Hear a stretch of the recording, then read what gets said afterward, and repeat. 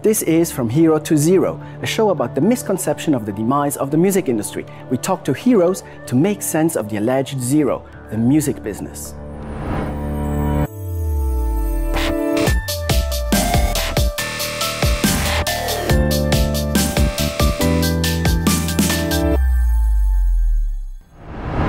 Hi Andy. Hiya. How are you? I'm fine, thank you. How are you? I'm very good, thank you very much. Thank you for taking time and sitting down with us and talking about therapy. You're very welcome. So Andy, therapy has been around since 1989. You've released so many albums, live albums, boxes, and. Where do you see the difference between playing or being a musician in a band like Therapy today, 2016, compared to when you started in the late 80s or early 90s? It's completely changed these days. I mean, obviously, with downloading and with the internet, that's the biggest change at all, because it's completely changed the way that people are in their relationship to music. It used to be that, you know, if you wanted to hear the band, you would have had to have waited to either get the record. If you didn't live near a record store, you would have had to maybe hopefully see it on a television program somewhere, or maybe if a radio station played it. Whereas nowadays, do you want to hear some music, you can hear it at the click of a button. Also, you know, touring around Europe's a lot different now because of the EU. Whenever we started, there was a lot of borders, which took a long time to go through from country to country. There was also different currency. You know, now with mobile phones, laptop, everyone's connected. So it's a different way of doing things, but you know, like everything else, to survive, we have adapted. Adapting is a very good point. The internet itself changed how consumers use music. However, it also opened up possibilities for bands. Social media, for instance. Yes. I saw not so long ago that you started using Periscope, which is a live broadcasting app. Can you talk a little bit about it? Who did it? Where did the idea come from? Well, Michael McKeegan, the bass player in Therapy, he's the most technically minded of all of us, and he's always first on board with things when they come out with social media. And he discovered Periscope, and usually he gets a bass technician to use it while he's on stage or maybe backstage. And it seems a neat little idea. I think it was really, really good thing. And we'll do it occasionally, just, you know, for 5 minutes here and there. We'll tweet that we're about to Periscope. I think it's interesting. It's quite exciting, and it's certainly one of the apps that we've really liked. Do you think that it can actually help bringing fans closer to the band? I think it can a little bit, because you can do things like you can show backstage, you know, just before you go on, and so people get a little look behind the curtain, if you know what I mean. Also, if you can't make it to the gig, if you're maybe somewhere a country miles away where Therapy hasn't played for a long time, you can actually see a little bit of the excitement. Exactly, like I did, for instance.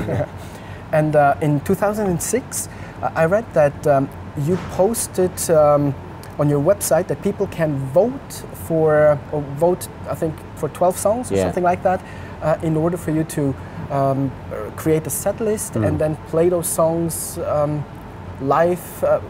I didn't quite get the whole concept. Maybe you can elaborate a bit on that? What we did was we got onto our fan base through our social media, and we said to them, everyone can vote, and we're going to play a set of 12 songs in a rehearsal room in Derby, which is where Neil, the drummer, lives. So we hired a rehearsal hall.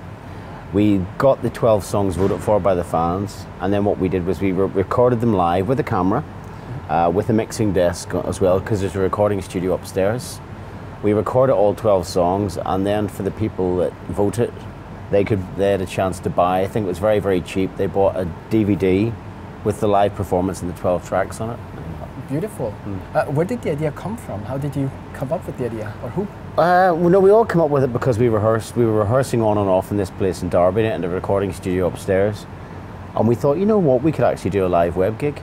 And I think we'd seen somebody like Moby or someone had done a live web gig, and we thought, well, we could do that. Let's see how much it would cost. And it didn't cost very much at all. You know, the only thing we had to pay for was to press up the CDs, DVDs. But you know, to put the actual gig on itself was very cheap. Great. Would you consider doing it again, someone?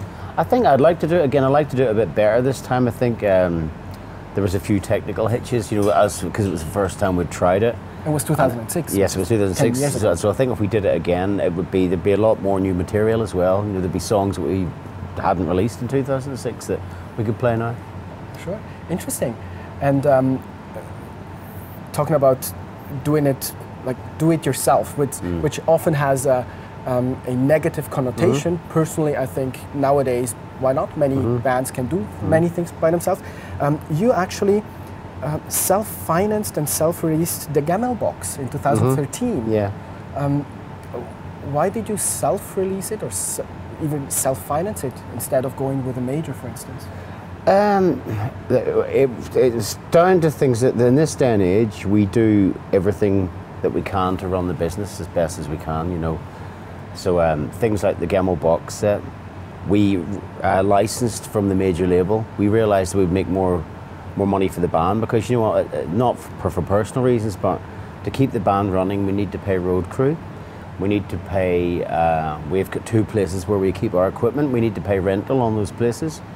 Whenever we go out on tour, we need to rent buses. We need to buy guitar strings. We need to service our amplifiers.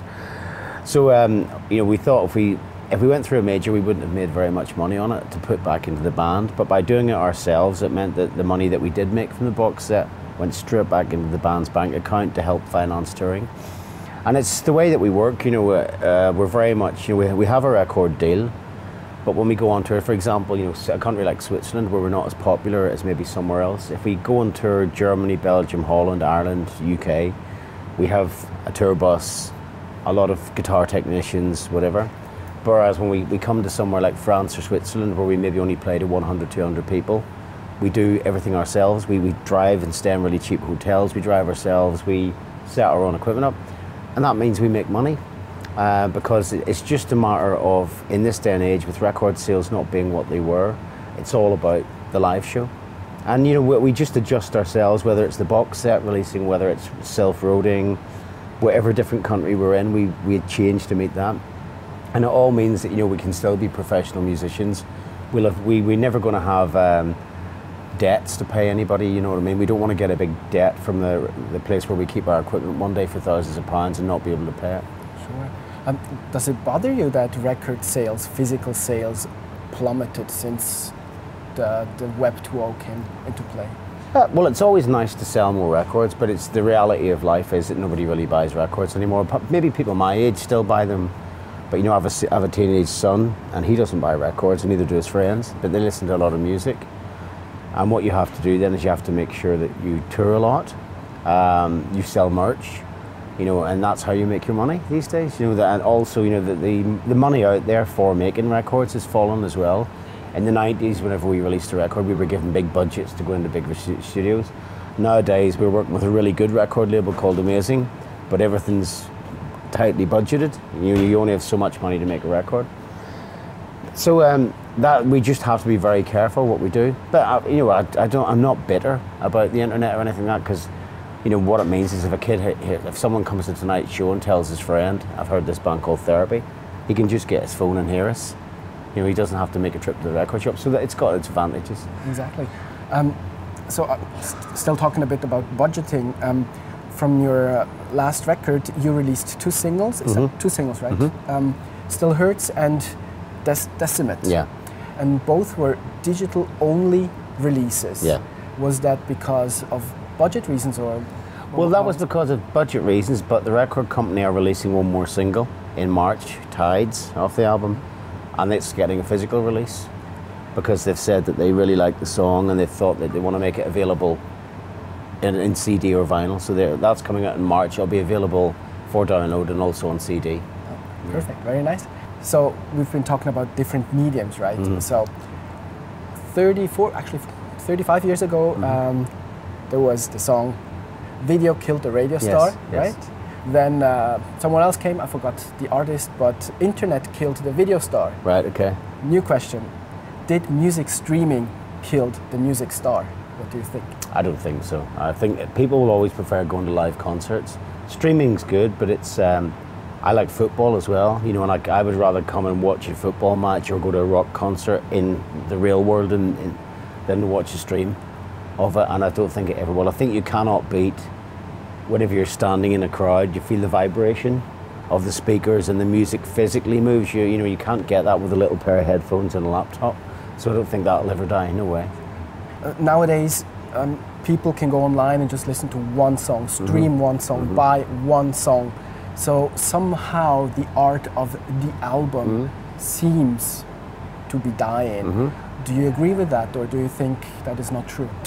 No, I think there will always be an instance when an album will be so strong that people will want to buy the whole album. I think there is a culture of younger people buying one song which they like, which is, let's be honest, there's nothing wrong with that. You know, it's why spend £6 or £7 on an album if you're not going to like all the songs when you can buy the one song or stream it again on YouTube again and again. But no, I think the album, there's still arguments for strong albums. You know, people make, there's like good bands, like say for example Radiohead are a very good albums band, and I don't think the people that like Radiohead are just going to download one song. They'll probably listen to the whole album because it's a commitment to that artist. Very nicely said. Well, Andy, thank you very much. It was very interesting, and all the best for therapy. Thanks very much. Thank you.